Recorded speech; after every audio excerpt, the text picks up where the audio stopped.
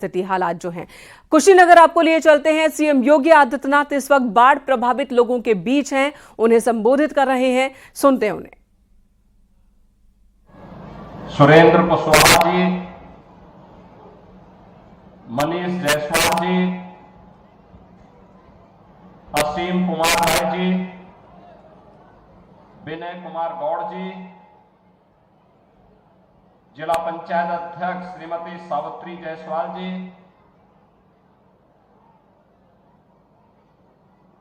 बीज विकास निगम के उपाध्यक्ष श्री राजेश्वर सिंह जी, भारतीय जनता पार्टी के जिला के अध्यक्ष श्री दुर्गेश राय जी, आज के इस कार्यक्रम में उपस्थित जनपद कुशीनगर के नारायणी नदी के उस पार जो गांव स्थित है, वहां पर शिवपुर, नारायणपुरा, मरचावा, बसंतपुर, हरिहरपुर, अन्य प्रभावित गांवों के सभी हमारे नागरिकगण, उपस्थित सभी बहनों और भाइयों, आज मुझे भैंसाहा चितौना तटबंध पर बाढ़ बचाव के लिए किए गए उपायों का निरीक्षण करने का अवसर प्राप्त हुआ है। प्रदेश में पिछले 7 वर्ष के अंदर समय पर बाढ़ बचाव के उपाय प्रारंभ करने का परिणाम है कि बड़े पैमाने पर बाढ़ बचाव के हुए कार्यों के कारण जनधन की हानि को रोकने में मदद मिली। अकेले कुशीनगर जनपद के अंदर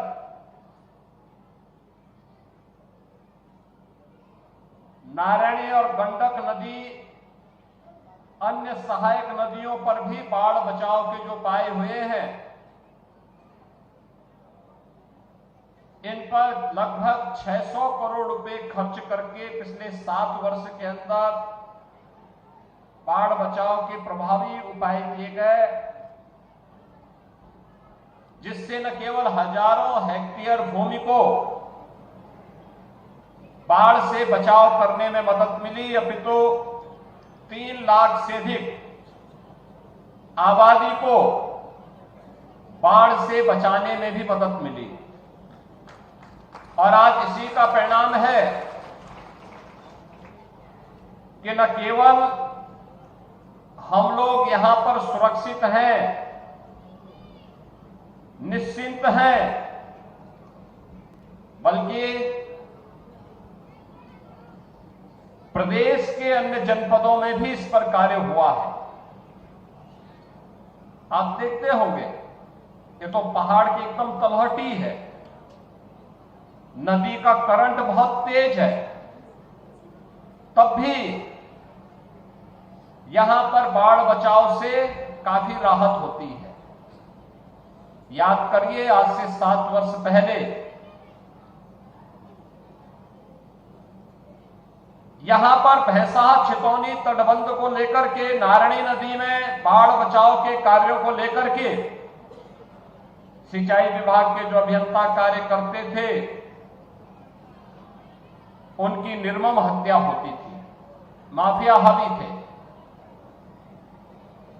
जंगल पार्टी के कारण इस पूरे क्षेत्र में भय और दहशत का माहौल होता था। सूर्यास्त के बाद लोग इधर से आना जाना बंद कर देते थे। आज आतंक समाप्त, अराजकता समाप्त, गुंडागिर्दी समाप्त, बाढ़ बचाव के लिए किए गए उपायों का परिणाम है बाढ़ में लोगों को राहत मिल रही है। और कुशीनगर जनपद तो इसलिए भी आवश्यक था कि महात्मा बुद्ध की महापरिनिर्वाण स्थली होने के साथ साथ दुनिया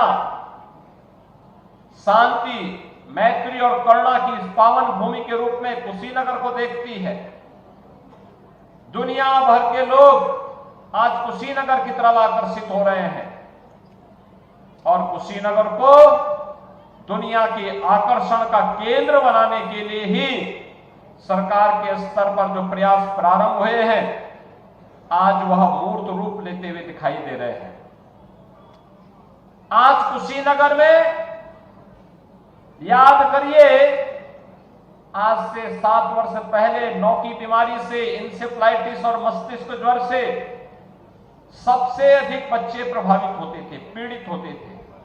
आज बीमारी को पूरी तरह समाप्त कर दिया गया। अब तो कुशीनगर में कुशीनगर वासियों का अपना मेडिकल कॉलेज भी हो गया है। तो मेडिकल कॉलेज के लिए भी मैं आपको बधाई देता हूं। कृषि यहां की आजीविका का मुख्य केंद्र है, यहां की आजीविका का मुख्य आवश्यकता है और इसीलिए कृषि की आधुनिक तकनीक यहां के लोगों को मिल सके, शोध और विकास की नई संभावनाओं को आगे बढ़ा सके, इसके लिए हमने प्रदेश का एक नया कृषि विश्वविद्यालय कुशीनगर जनपद को उपलब्ध करवाया है और उसका शिलान्यास होकर के कार्य प्रारंभ होने जा रहा है। दुनिया भर के लोग यहां आ सके और यहां के लोग भी देश और दुनिया में जा सके, इसके लिए यहां पे एक इंटरनेशनल एयरपोर्ट का निर्माण भी कुशीनगर में कर दिया गया है। कुशीनगर की सड़कें याद करिए, इससे पहले कैसी थी, क्या हाल हुआ करते थे। पता ही नहीं लगता था कि सड़क है या गड्ढा है, सड़क में गड्ढा है या गड्ढे में सड़क है, पता ही नहीं लगता था। आज आपके यहां सड़क कितनी चमचमाती हुई सड़कें सभी ओर से जोड़ती हुई दिखाई देती है।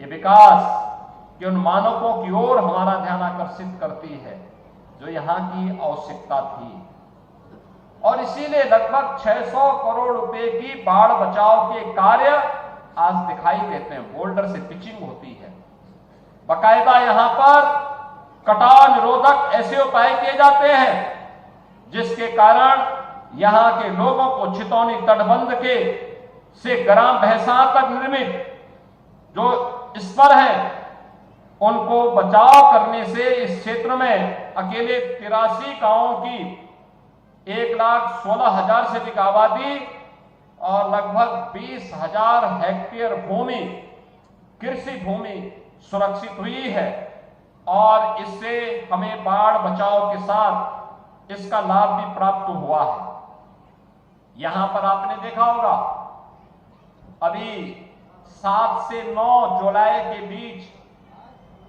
जब नेपाल में भारी बरसात हुई थी, अकेले गंडक नदी में, नारायणी में लगभग 4.5 लाख क्यूसिक वाटर, यानी सामान्य दिनों में जो पानी इस नदी में रहता है उसकी मात्रा होती है 15 से 12 से लेके 20,000 क्यूसिक वाटर में। लेकिन 7 से 9 जुलाई के बीच जो पानी यहां से प्रभावित हुआ है उसकी मात्रा थी 4.5 लाख क्यूसिक वाटर और तब भी तटबंध सुरक्षित हैं। ये चीजें दिखाती हैं कि कार्य सही हुआ है, सार्थक हुआ है, उसका लाभ प्राप्त हुआ है। 83 गांवों की लाखों की आबादी उससे लाभान्वित हुई है और इसीलिए जो उस पार के गांव हैं, जिन गांवों के बारे में यहां के सांसद जी ने भी और यहां के विधायक जी ने भी चिंता व्यक्त की है कि नारायणी नदी में एक पक्का पुल बनना चाहिए जिससे शिवपुर, नारायणपुरा, मरचवा, बसंतपुर, हरिहरपुर और महाराजगंज के भी 5-7 गांव सोही बरवा के वहां पड़ते हैं। इन सभी गांवों को लेकर के अगर हम देखेंगे लगभग 1 दर्जन बड़े गांव, लगभग 15 से 20,000 की आबादी वहां निवास करती है। उन लोगों के लिए आवागमन के लिए मैं यहां के प्रशासन से भी कहूंगा, मंडलायुक्त हैं वह भी इस बात को देखेंगे। एक बार पीएम गति शक्ति के माध्यम से इस बात को देखें कि कौन सा लोकेशन सही हो जहां पर ब्रिज अच्छा बने, सुरक्षित बने और लोगों के आवागमन को भी सुरक्षित कर सके। एक पक्का पुल का निर्माण आने जाने वाले लोगों के लिए वहां पर करवाने की तैयारी हमारी प्रारंभ होनी चाहिए। सर्वे के कार्य अभी से प्रारंभ हो जाए, बरसात समाप्त होने के बाद पानी जैसे कम हो कार्य प्रारंभ हो जाए, इसकी तैयारी हमें अभी से प्रारंभ करनी चाहिए। बाढ़ बचाव के प्रभावी उपाय को आगे बढ़ाने का कार्य हमें करना चाहिए और छितौनी भैंसा तटबंध के पिच के कार्य को भी प्राथमिकता के आधार पर सिंचाई विभाग के लोग आगे बढ़ा करके इस पूरे क्षेत्र को बाढ़ बचाव की एक स्थायी समस्या का समाधान और आवागमन के लिए लोगों के लिए सुविधा हो सके, ये हम प्रावधान कर सके।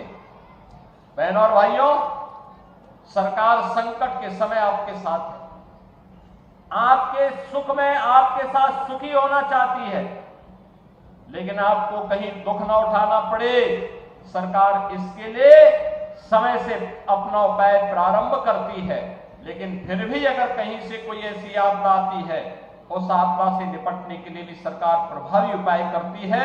और आज उसी उपाय के क्रम में मैं आपके बीच में यहां पर जल शक्ति मंत्री, यहां के माननीय सांसद, यहां के सभी माननीय विधायकों के साथ आज फिर मैं आपके बीच यहां पर उपस्थित हुआ हूं। आज के इस अवसर पर मैं आप सबको इस बारे में आश्वस्त करता हूं कि डबल इंजन की जो सरकार है, मोदी जी के नेतृत्व में पूरे देश के अंदर जो कार्य हो रहे हैं, इन कार्यों को आज गरीबों को लाभ प्राप्त हो रहा है। याद करिए, ये जनपद मुसहर जाति से जुड़े हुए लोगों का एक बड़ी आबादी यहां रहती थी, आवास नहीं थे, राशन कार्ड नहीं थे।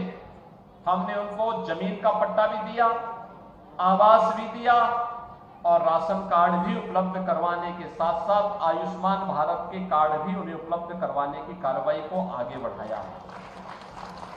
और भी अन्य कार्य, विकास के जो कार्य होने, सड़क के साथ साथ बिजली देने का कार्य या अन्य जो भी उपाय हो सकते हैं, वृद्धावस्था पेंशन, दिव्यांगजन पेंशन, निराश्रित महिला पेंशन, ये सभी कार्य प्राथमिकता के आधार पर आगे बढ़ाने के हुए हैं। और मैं आज के इस अवसर पर आपको इस बात के लिए आश्वस्त करूंगा, आने वाले समय में कहीं कोई परेशानी न हो, इसके लिए हम लोग आपकी समस्या के समाधान के लिए, जनपद के विकास के लिए, गांव, गरीब, किसान और नौजवान के साथ ये डबल इंजन की सरकार खड़ी होकर के आपके हितों का समर्थन करेगी। आज के इस अवसर पर मैं आप सबको एक बार फिर से बाढ़ से पीड़ित लोगों के प्रति अपनी संवेदना व्यक्त करता हूं, उन्हें आश्वस्त करता हूं, सरकार आपके साथ खड़ी है। हमारे सांसद, हमारे विधायक, हमारा प्रशासन, सिंचाई विभाग के लोग आपके साथ खड़े होकर के आपको हर संभव मदद करेंगे और जिस भी प्रकार के सहयोग की आवश्यकता होगी आपको सरकार की पूरी मदद मिलेगी। आपके प्रति मेरी पूरी संवेदना है। आपको हर संभव सहयोग के लिए, आपकी सुरक्षा के लिए, आपकी सहायता के लिए 24 घंटे प्रशासन और शासन तैयार रहेगा। इस विश्वास के साथ आप सबके प्रति मैं अपनी शुभकामनाएं देता हूं। धन्यवाद। जय हिंद।